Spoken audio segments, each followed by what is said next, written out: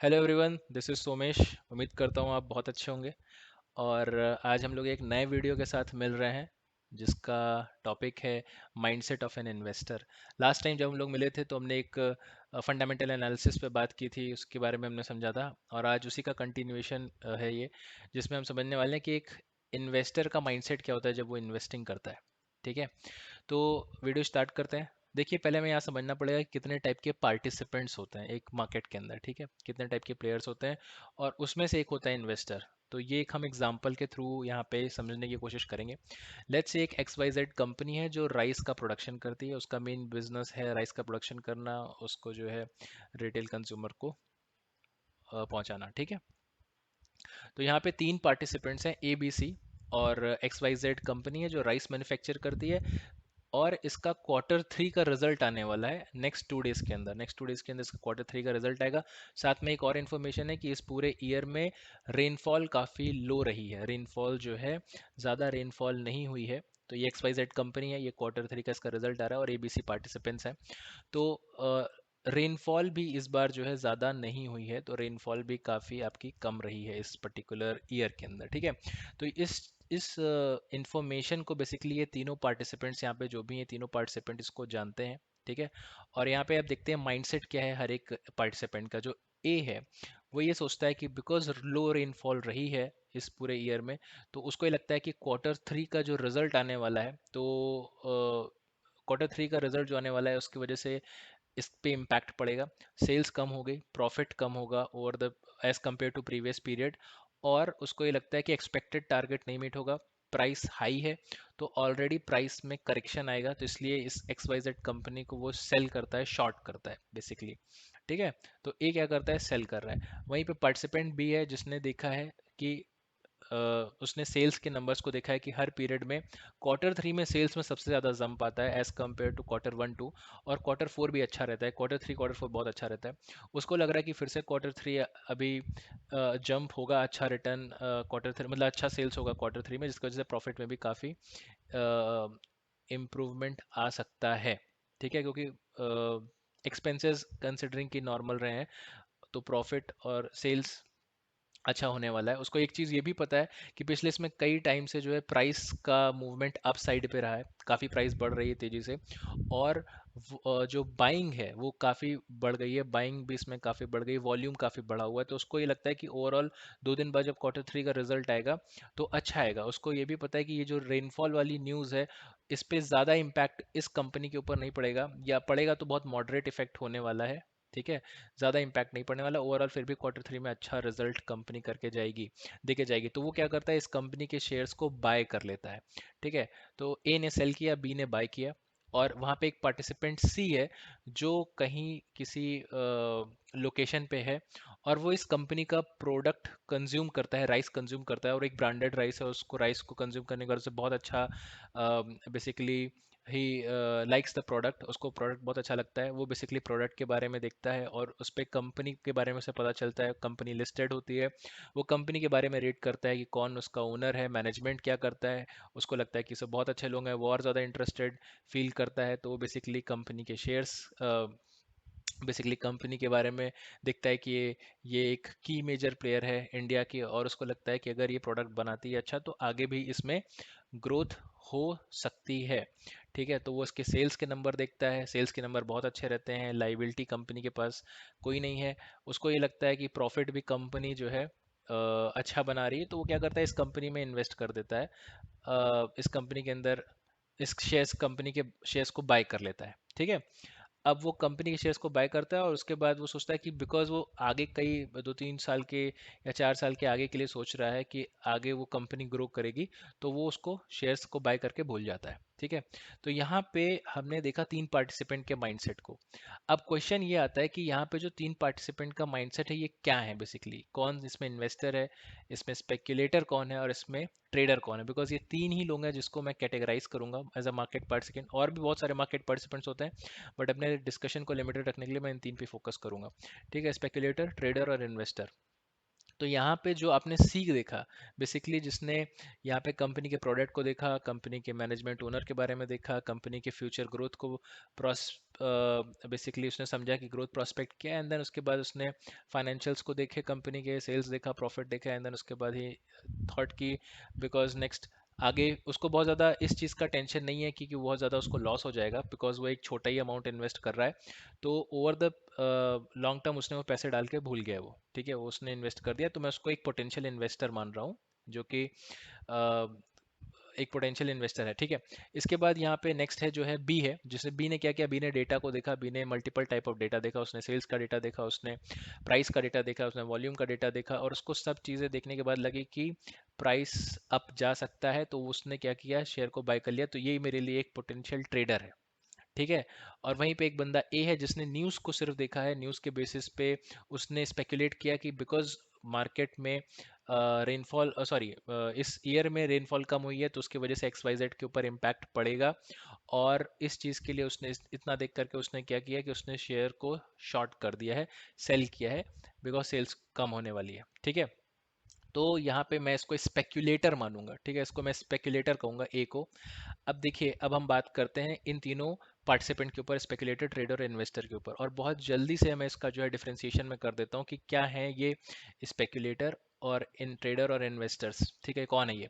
देखिए, हर एक बंदा स्पेकुलेटर ही होता है, स्पेकुलेशन कोई गलत चीज़ नहीं है, एक स्किल है, लेकिन यही स्पेकुलेटर हम समझेंगे स्पेकुलेटर के बारे में, लेकिन यही स्पेकुलेटर अगर टाइम का अगर कंसीडर करे या नॉलेज को कंसीडर करे, तो वो एक पोटेंशियल ट्रेडर या इन्वेस्टर हो सकता है, क्योंकि स्पेकुलेशन एक बहुत इंपॉर्टेंट स्किल है। बट इसको हमें पहले समझना होगा कि किस कंटेक्स्ट में मैं ये चीज़ कह रहा हूँ कि वो एक पोटेंशियल ट्रेडर या इन्वेस्टर हो सकता है, ठीक है। तो सबसे पहले टाइम फ्रेम की बात करते हैं। तो स्पेकुलेशन मैंने जैसे बताया कि एक स्किल है, ठीक है, इट्स ए स्किल, ठीक है।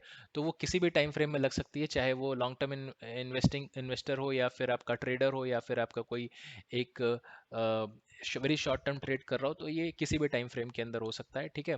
लेकिन जो ट्रेडर होता है वो हमेशा ही शॉर्ट टर्म के लिए आइडियली माना जाता है कि ट्रेडर आपका शॉर्ट टर्म के लिए, शॉर्ट टर्म गेंस के लिए है, और जो इन्वेस्टर है वो हमेशा लॉन्ग टर्म के लिए है।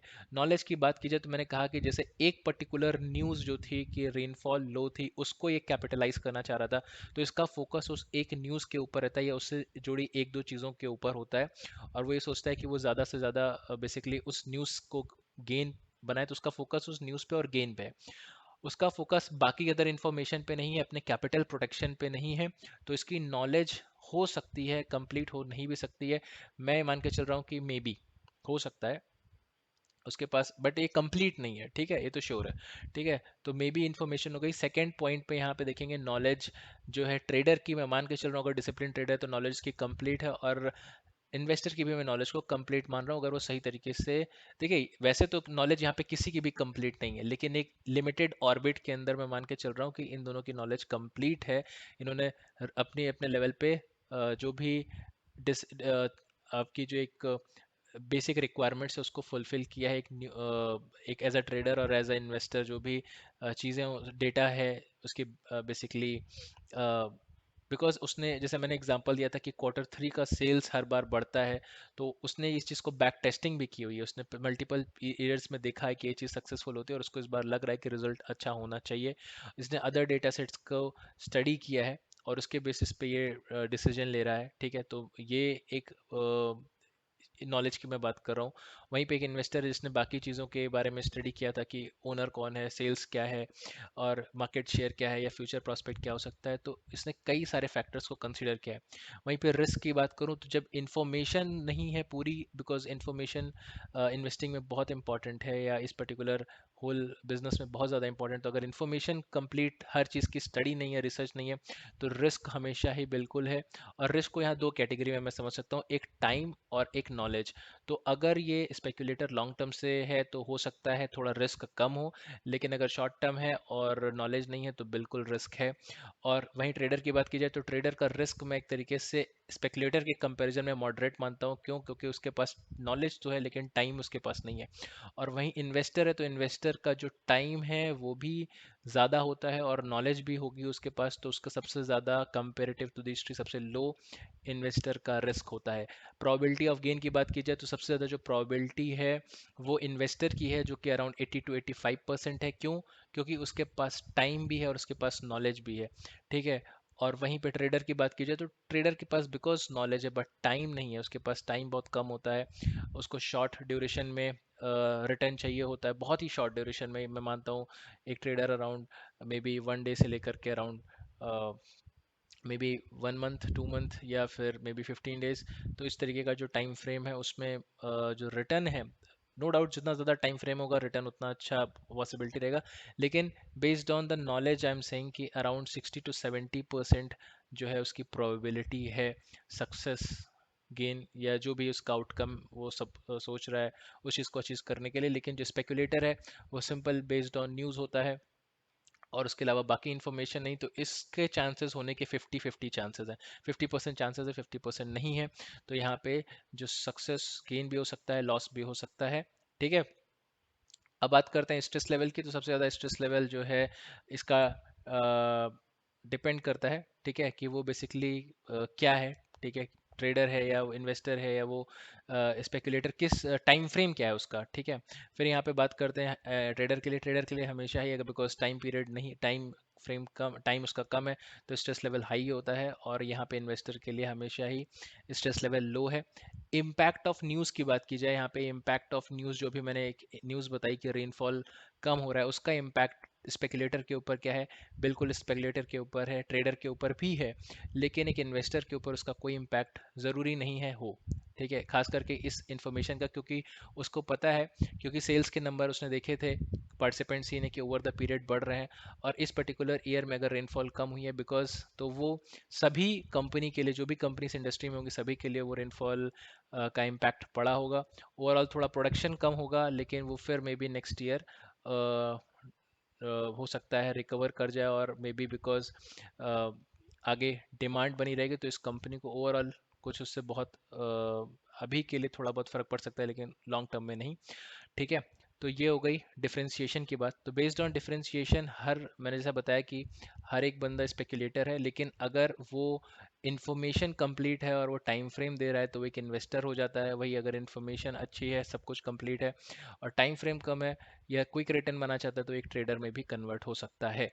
अब बात करते हैं इन्वेस्टर के ऊपर। जो इन्वेस्टर बेसिकली आपको टाइम देना चाह रहा है, वो बेसिकली टाइम क्यों देता है? ठीक है। उसको टाइम देने की, उसके पास नॉलेज है, नॉलेज इनके पास भी, लेकिन बाकी टाइम नहीं दे रहे हैं, टाइम दे रहा है। इसका क्या रीज़न है? टाइम का क्या रीज़न है? तो सबसे बड़ा रीज़न है पावर ऑफ कंपाउंडिंग। कंपाउंडिंग एक ऐसी चीज़ है, क्योंकि स्टॉक मार्केट के अंदर सिर्फ एक ही लग्जरी है, वो है टाइम की लग्जरी। ठीक है। तो टाइम वो देना चाहता है बेसिकली, और उसका इम्पैक्ट सबसे ज़्यादा ये है कि उसको जो है कंपाउंडिंग का बेनिफिट मिलता है। ये कंपाउंडिंग क्या चीज़ होती है? देखिए, जब आप इंटरेस्ट पे इंटरेस्ट बनाते हैं तो उसे कंपाउंडिंग कहते हैं। ठीक है। किसी ने पूछा कि वेल्दी आदमी कौन होता है, वेल्दी पर्सन कौन होता है? ठीक है। तो वेल्दी पर्सन वो होता है जो इंटरेस्ट पे इंटरेस्ट बनाता है, उसे वेल्दी पर्सन बोलते हैं। ठीक है। तो मान लीजिए यहाँ पे मैंने एक एग्जांपल लिया हुआ है कि अगर आप जो है एक चलिए मैं सीधे डायरेक्टली कंक्लूजन पे आता हूँ कि अगर आप मान लीजिए 100 रुपीज़ का इन्वेस्टमेंट करते हैं 20% रेट ऑफ इंटरेस्ट, ठीक है, तो वही 100 रुपीज़ 6 ईयर के अंदर अराउंड 300 हो जाएगा। ठीक है। और वही 300 रुपीज़ नेक्स्ट 4 ईयर्स में 600 रुपीज़ में कन्वर्ट हो जाएगा। ठीक है। मतलब आप समझ रहे हैं कि आप 100 से 300 बना रहे हैं 6 ईयर्स में, और 300 से 600 बना रहे हैं सिर्फ नेक्स्ट 4 ईयर्स में। तो जैसे जैसे आपका टाइम फ्रेम बढ़ेगा, ठीक है, जैसे जैसे आपका टाइम फ्रेम बढ़ेगा, आपकी जो कैपिटल है वो बहुत कम समय में डबल होती जाएगी, बहुत कम समय में जल्दी जल्दी डबल होती जाएगी। तो जितना ज़्यादा आपके पास टाइम होगा उतना जल्दी, जितना ज़्यादा आप टाइम देंगे उतना ज़्यादा आपकी कैपिटल कम से कम टाइम में बढ़ेगी। ठीक है। तो ये हो गई पावर ऑफ कंपाउंडिंग। तो अब लास्ट चीज़ पे हम आते हैं कि क्या इन्वेस्टिंग वर्क करती है।